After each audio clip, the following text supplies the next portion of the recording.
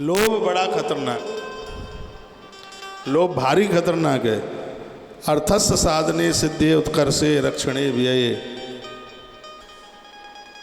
वर्णन किया ना सोपभोग आयास्त्रा सचिंता भ्रमो नृणाम।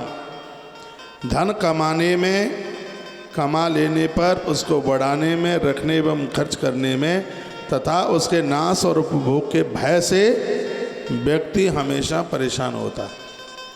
पहले तो ये आया नहीं तब परेशान, और आ भी गया है तो बड़े बड़े लोग परेशान हो रहे हैं। कहते हैं अब क्या होगा, 2000 का नोट बंद।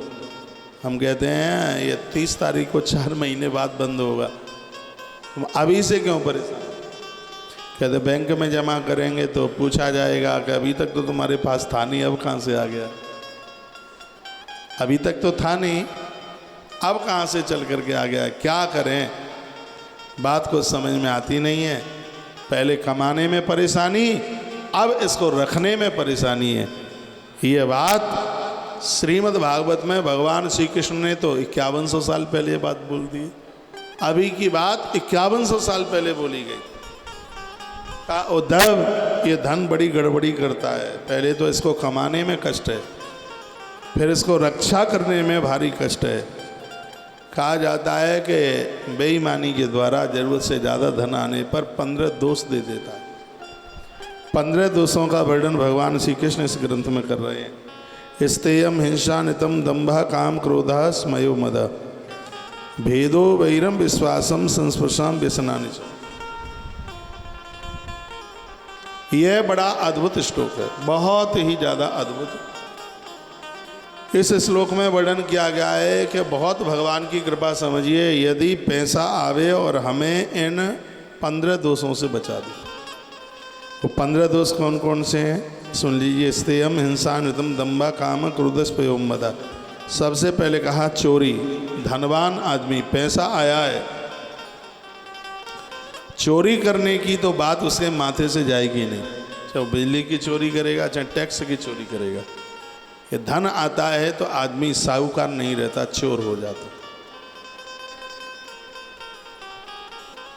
सुनने में तो बुरा लग रहा होगा, लेकिन ये प्रमाणित बात है। श्रीमद् भागवत 10वां स्कंद 11वां अध्याय और श्लोक नंबर 18, इसमें वर्णन किया गया कि जब धन आता है तो इतने दोष चल करके आ जाते हैं। सबसे पहले चोरी, और दूसरा हिंसा। जीव जंतुओं को ही मारना नहीं, पैसों के लिए पैसे वाला आदमी किसी की भी जान ले लेगा। कृष्ण का महावाक्य है। चिल्लाते रहते हैं लोग धन धन धन धन, पैसा पैसा पैसा। ये उद्धव, व्यक्ति के पास पैसा उतना ही होना चाहिए जितना उसका रोज का गुजारा हो सके। ये कृष्ण के वाक्य है। जो ज़्यादा पैसा पैसा चिल्लावेगा तो पैसे के द्वारा वो बहुत अपराध कर बैठेगा। ऐसी अद्भुत बातें बताई हैं, 15 दोष बताए। चोरी, दूसरा हिंसा, और तीसरा है झूठ बोलना। पैसा कमाने के लिए व्यक्ति किसी भी हद तक झूठ बोल सकता है, कहीं तक झूठ बोल सकते हैं। उनके लिए कोई बहुत बड़ी बात नहीं है। शाम को हनुमान जी के मंदिर में सौगंध भी खा लें, कहेंगे हे हनुमान बाबा आपकी सौगंध तो खाई है, आप ही माई बाप हैं, आप तो जानते हैं इस कलयुग में तो साहूकारी से तो काम चलेगा नहीं, यहाँ तो झूठ बोलना पड़ेगा। तो हनुमान जी भी मुस्कुरा जाते हैं थोड़ा।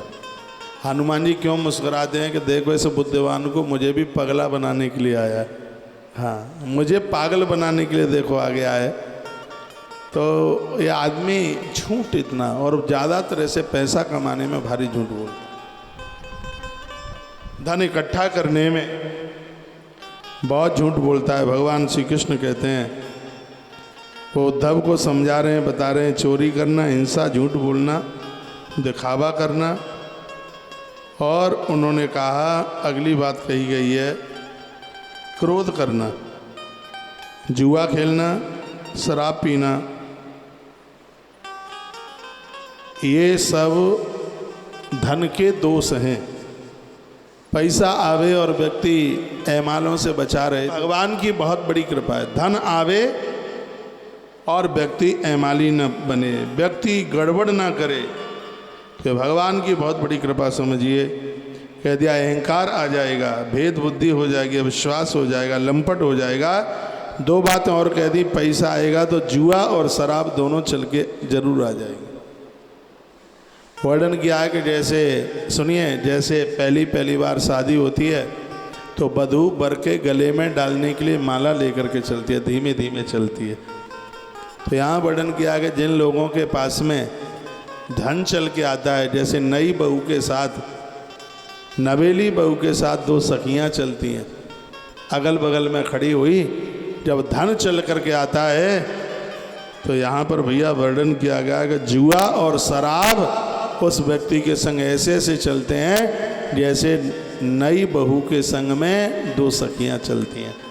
मैं पूरे देश को आग्रह पूर्वक निवेदन करना चाहूँगा, मेरा तो फर्ज है प्रार्थना करने का, मानना और ना मानना ये आपका काम है। निवेदन ये है कि अपने आप को जुआ, चोरी, शराब, व्यसन, पराई नारी का संग, ये दुर्गुण नहीं, ये पाप नहीं, पाप के बाप है। अपने आप को इनसे बचा करके रखिएगा, नहीं तो 15 दोष जीवन को खत्म कर देंगे। लिखा इसलिए कल्याणकामी पुरुष को चाहिए वह स्वार्थ एवं परमार्थ के विरोधी, अर्थ नामधारी अनज्ञों से दूर ही रहें, उनसे वह दूर हो जाएं, वो उनसे दूर हो जाएं। यह भगवान यह बड़ी अद्भुत कथा सुना रहे हैं।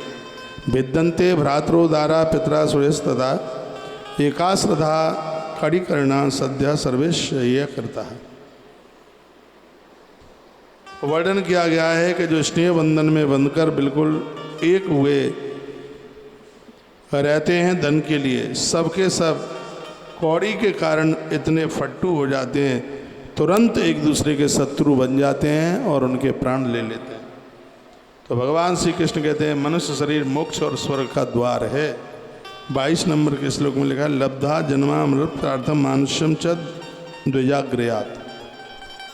वो कहते हैं यह मनुष्य शरीर मोक्ष और स्वर्ग का द्वार है, इसको पाकर भी ऐसा कौन बुद्धिमान लोग है जो अनर्थ को स्वीकार करेगा, मिटने वाले धन को स्वीकार करेगा।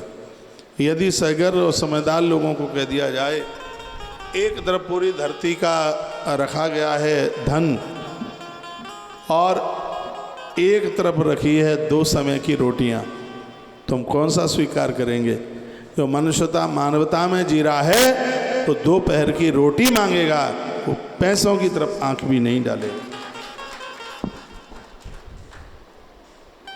तो ऐसी ये अद्भुत बात ग्रंथ के माध्यम से कही गई है कि यह मनुष्य शरीर मोक्ष और स्वर्ग को देने वाला है, इसलिए इस शरीर को भगवत कार्यों में लगा दें, भगवान के काम में लगा दें, नहीं तो फिर बिल्कुल जीव की अधोगति हो जाएगी।